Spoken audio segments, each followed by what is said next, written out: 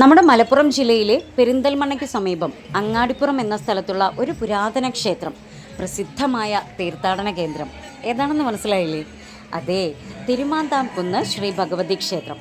അവിടെയാണ് ഇപ്പം ഞങ്ങൾ എത്തി നിൽക്കുന്നത് കേട്ടോ. വള്ളുവക്കോനാതിരിമാരുടെ കുലദൈവവും സാക്ഷാൽ ആദിപരാശക്തിയുമായ ശ്രീ ഭദ്രകാളിയാണ് ഇവിടുത്തെ മുഖ്യ പ്രതിഷ്ഠ. തുല്യ പ്രാധാന്യത്തോടെ പരമേശ്വരനും ഇവിടെയുണ്ട് കേട്ടോ. വലുതും മനോഹരവുമായ ശിവലിംഗ പ്രതിഷ്ഠ ഇവിടുത്തെ ഒരു പ്രത്യേകതയാണ്. എന്നാൽ തിരുമാന്താംകുന്നിലമ്മ എന്നറിയപ്പെടുന്ന ഭഗവതിക്കാണ് ഇവിടെ കൂടുതൽ പ്രസിദ്ധി.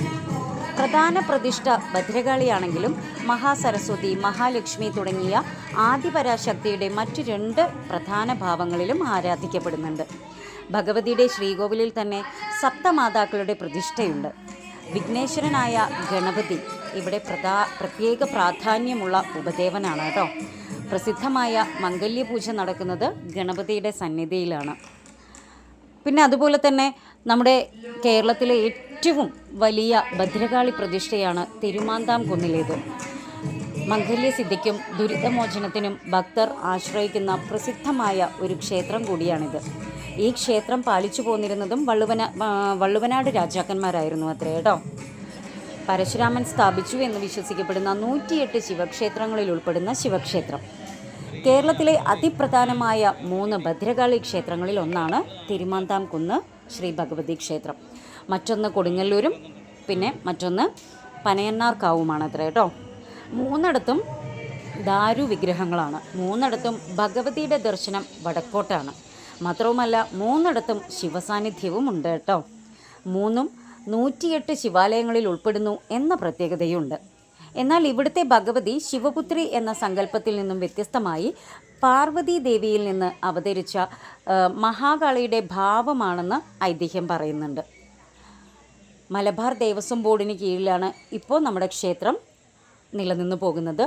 ചൊവ്വ, വെള്ളി, പൗർണമി, അമാവാസി, നവരാത്രി, തൃക്കാർത്തിക, ശിവരാത്രി, തിരുവാതിര ദിവസങ്ങൾ, മലയാളം, ഇംഗ്ലീഷ് മാസങ്ങളിലെ 1-ാം തീയതി തുടങ്ങിയവ നമ്മുടെ തിരുമാന്താംകുന്ന് ശ്രീ ഭഗവതി ക്ഷേത്രത്തിൽ ദർശനത്തിന് പ്രധാന ദിവസങ്ങളാണ് കേട്ടോ.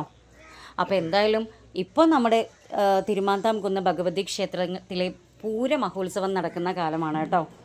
മാർച്ച് 25-ാം തീയതി തുടങ്ങി ഏപ്രിൽ 4, അതായത് ഇന്നത്തോടുകൂടി നമ്മുടെ ക്ഷേത്രത്തിലെ പൂരമഹോത്സവം അവസാനിക്കുകയാണ്. 11 ദിവസങ്ങളിലായിട്ടാണ് ഇവിടുത്തെ പൂരമഹോത്സവം നടന്നു വരാറുള്ളത്.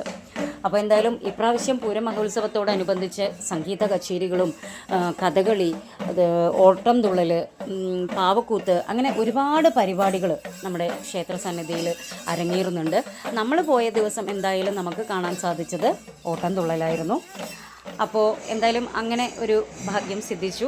ഈ വർഷത്തെ നമ്മുടെ തിരുമാന്താംകുന്ന് ഭഗവതി ക്ഷേത്രത്തിലെ പൂരമഹോത്സവത്തോടനുബന്ധിച്ച് നമുക്കവിടെ എത്താനും ദേവിയുടെ അനുഗ്രഹം തേടാനും ദേവിയെ തൊഴുകാനും എല്ലാമുള്ള ഒരു ഭാഗ്യം ഞങ്ങൾക്ക് സിദ്ധിച്ചു. എന്തായാലും അങ്ങനെ കെങ്കേമായിട്ടുള്ള പൂരമഹോത്സവം കണ്ട് നമ്മൾ തിരിച്ച് പോന്നു കേട്ടോ. ആറാട്ട് നടക്കുന്ന ഭാഗം ഞാൻ നിങ്ങൾക്ക് കാണിച്ചു തന്നിട്ടുണ്ടായിരുന്നു. അവിടെയൊക്കെ പ്രകൃതി രമണീയമായിട്ടുള്ള കാഴ്ചകളാണ് കേട്ടോ നമുക്ക് അവിടെയൊക്കെ കാണാൻ സാധിച്ചതെന്ന് മാത്രമല്ല, അവിടെയൊക്കെ പോയപ്പോൾ നമുക്ക് എന്തെന്നില്ലാത്തൊരു അനുഭവമാണ് നമുക്ക് അവിടുന്ന് ലഭിച്ചത്. അപ്പോൾ എന്തായാലും നമുക്ക് പൂരമഹോത്സവം അങ്ങോട്ട് കണ്ട് മടങ്ങി വരാം അല്ലേ.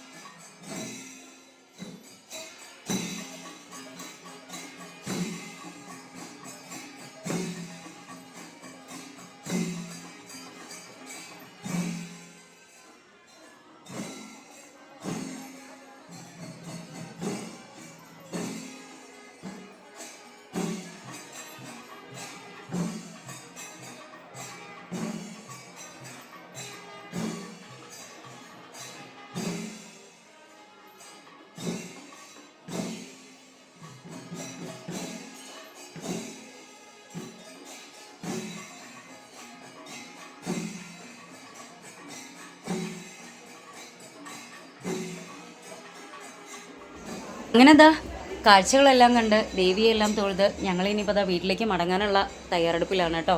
അതിനു മുമ്പ് നമ്മുടെ വഴിപാട് കൗണ്ടറിൽ എത്തിയിട്ട് പായസത്തിന് ചീട്ടാക്കാമെന്ന് വിചാരിച്ചിട്ട് ഹരിയേട്ടൻ ലൈൻ നിൽക്കുകയാണ്. ലേഡീസിൻ്റെ സ്ത്രീകളുടെ ഭാഗത്ത് കുറച്ച് വരി കൂടുതലാണ്, അപ്പോൾ പിന്നെ ജെൻസിൻ്റെ ഭാഗത്ത് വരി കുറച്ച് കുറവാണ്. അപ്പോൾ ഹരിയേട്ടൻ വേഗം വരി നിന്നു. അങ്ങനെ ഞങ്ങൾ പായസത്തിന് ചീട്ടാക്കിയിട്ടുണ്ട്. അങ്ങനെ ഇപ്പുറത്ത് വന്ന് നമ്മൾ പായസവും വാങ്ങി ഇനിയിപ്പോൾ നമ്മൾ നേരെ തിരിച്ചു വരികയാണ് കേട്ടോ.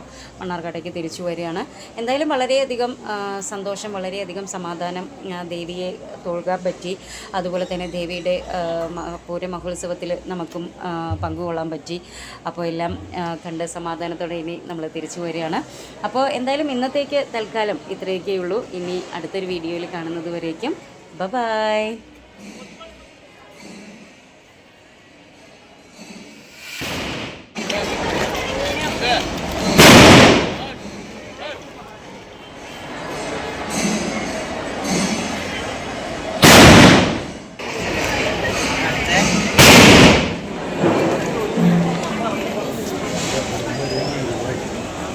Yeah.